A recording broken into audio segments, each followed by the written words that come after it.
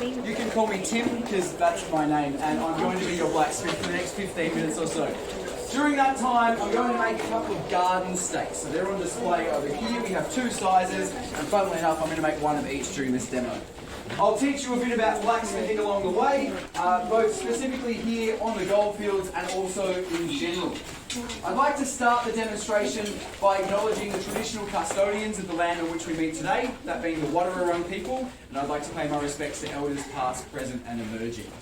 With that in mind, the Wadawurrung people have lived in and around Ballarat, which means resting place, for many tens of thousands of years, and they have a deep and meaningful connection with both the land and the waterways. And they knew that there was gold here in Ballarat. Do you guys know much about gold? Yes. Great, so you'll know it's really heavy, really soft, other than making jewellery and pretty things from, is the most useless metal on the face of planet Earth prior to space travel and electronics. Those things weren't happening in Ballarat during this time.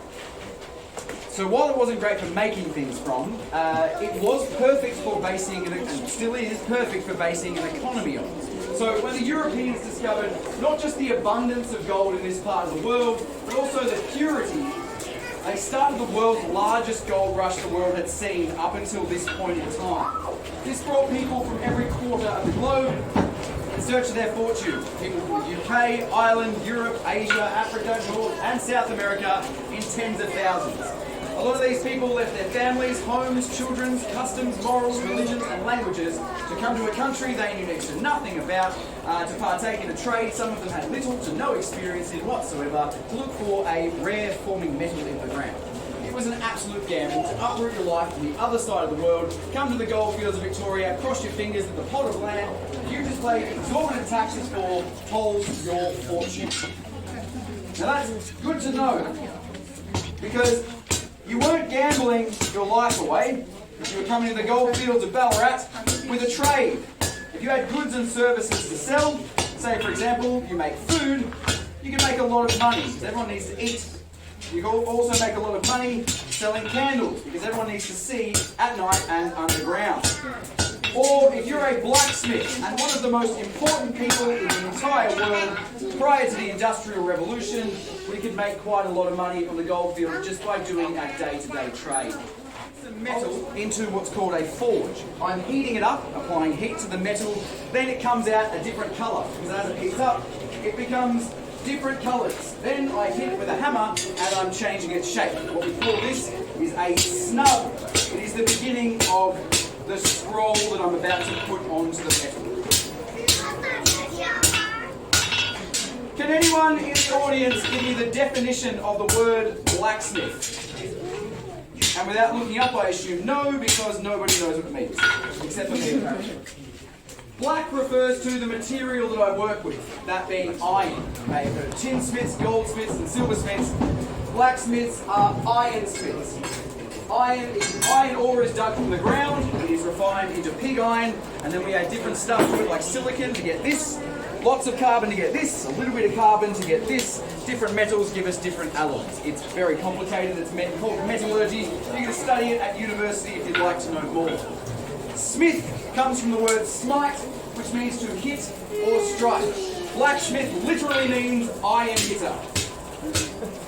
Which makes a lot of sense when you see the work, because that's exactly what they do. They hit iron, they change the shape of things. Now, the building you're all standing in is built to represent a couple of different things. You stand on the street and look at the facade or the front of this room, you're looking at a letter scale replica of the original Dilges blacksmith. It's located in Sebastopol, just a few kilometres from us here in Ballarat. I say letter for letter the same because there's a giant spelling error on the front of this building. So if you can read, perhaps you'll find it. If you can't, then you share something in common with the original sign writer. Inside this room is not what the original Dilges look like. We have only images of the outside. So this is built to represent a typical general blacksmith that you might find on the goldfields here in Ballarat. You'll notice a few things. It's made from timber, because it's cheap, it grows on trees, it grows in abundance. In this part of the world at this point in time, you may not have noticed, day to day, we're not concerned with the temperature of metal in degrees Celsius or Fahrenheit. We are, however, very, very interested in the colour, because the colour tells us what we can and can't do.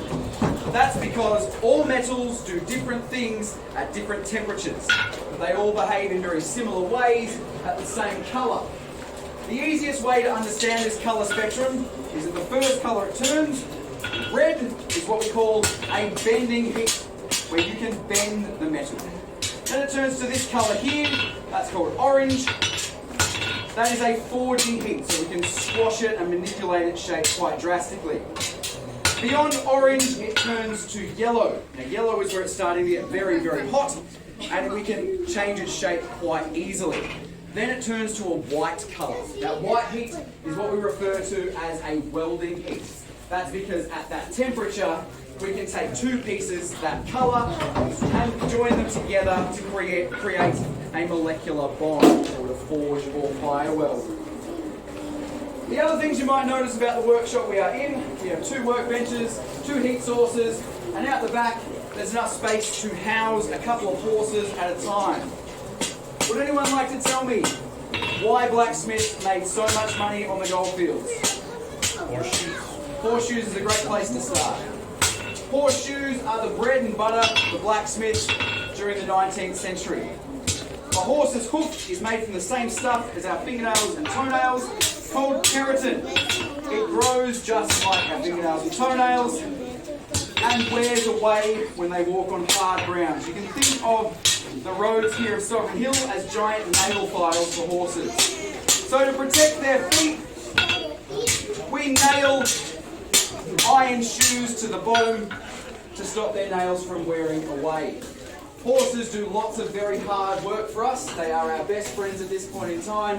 We are very grateful for what they do. So to protect them and look after them, we put shoes on them. There is an example of a horse's foot here, with the shoe attached with nails. So horseshoes, absolutely, we make lots of money doing that. Why else? We're the tool makers. Blacksmiths are what we refer to as master tradespeople. It is our job to produce tools. Now we make all of our own tools as we go. We make these, and these, and those, and all of those, and these. This is a chisel. If you have a chisel and those tools, you can make anything else you could possibly imagine for your workshop. There's lots of Now this is a barrel of room temperature water. I'm just rapidly cooling the metal down, so when I hit that part, it doesn't bend there, but I can wrap the hot part around the horn or the bick of my workbench. Wow. So, we're the tool makers. We make all of our own tools to provide every other trade with their ironware. So builders, carpenters, tent makers, leather workers, wheelwrights and coach builders, anyone using a tool like a hammer or a chisel or a saw, or every single individual nail is meticulously handmade by blacksmiths. Without a blacksmith, you can't build buildings, essentially. And then we've got, obviously, the miners, who are our main concern. Picks, axes, shovels, knives, buckets, pans, chains, latches, hooks, tent pegs, candle holders, everything from their cutlery through to the largest mining and agriculturally, what this is called. Hammer. Correct. Does anyone know what sort of hammer this is? No. This is what we call a blacksmith's hammer. So it's a hammer that a blacksmith uses. It's called a standard blacksmith's cross peen hammer. It has a flat face and a cross face. Like most hammers, it's a tool we use to hit stuff with. They come in different shapes, sizes, and material. I'm sure you all know what a hammer is. What's this thing called? Correct. Why did all the children answer that? Because they play Minecraft. Children play Minecraft. And they Yeah, I played. all 3 of the animals in front of you, that's right, there are 3, who can tell me what this is called? My fireplace or furnace is called a forge, spot on. This here at the back is a square forge, the one at the front there is a round forge. The difference between the two of them is that this one is square and that one is round. They do the same thing, they house your fire. They're made of brick to raise your fire up, and then we have fire brick on the inside to withstand extreme temperatures. Attached to the side of the forge is where the magic happens. We have a set of bellows. Now, bellows are wood and leather contraptions that trap air and then through a pipe send that air onto the fire. And I'm going to show you how that works in just a second. But for now, I'm sure you're all familiar with the expression, strike while the iron is hot. Alright, done. So, my goodness, it's warm over here. Alright, so your fuel goes in here. This fuel is what we call charcoal, not coal. Coal is dug out of the ground. Charcoal is made by burning wood. This comes from eucalyptus, cytiroxylin, or iron bark. No arborists in the audience? Okay, great. Set it alight, it smoulders away. It's perfect for barbecuing. That's why most people use it today. But if we supply oxygen via these bellows, we can get to really high temperatures. Now, has anyone in the audience ever heard of Sir Isaac Newton before? Yes. Yeah, he's pretty important. He invented gravity. Everything just floated around before he got No, he didn't invent gravity, he discovered gravity. What's the difference? I'm not a physicist, I'm a blacksmith, but I know a lot about physics. Yes, you are right, he did discover it. Apple fell on his head or something. He said that for every action, there is an equal and contrary reaction. Do you know what that means? Yes. Yeah? What does it mean when applied to this wooden arm, that chain, and the bottom chamber of the bellows, do you reckon? The bellow. So if I pull this down, what do you reckon is going to happen to the bottom chamber? It's gonna cool. Yeah, because the opposite of down is up. That's exactly what happens. Now, if you watch closely and listen, you'll see it fills up with air, and that sound are the valves closing. If you're in the right spot, you can see the valves on the bottom of those bellows right there. There is another set of bellows in between the bottom and the top chamber. So when I pull this down and that lifts up, it's transferring its air into the top chamber. But you'll notice the top chamber is being compressed because that gravity stuff that Newton discovered pushes down on this wooden weight, forcing air out through the blast pipe. The concentrated blast of air from the base of the fire means that depending on things like barometric pressures and air temperatures, your fuel source, and how strong your arm is, we are capable of getting a forge like this to exceed about 2,000 degrees Celsius. Would anyone like to have a wild guess as to what the average temperature of a volcano is? 100 degrees. Well, that would definitely boil a cup of tea. Yeah, what do you reckon?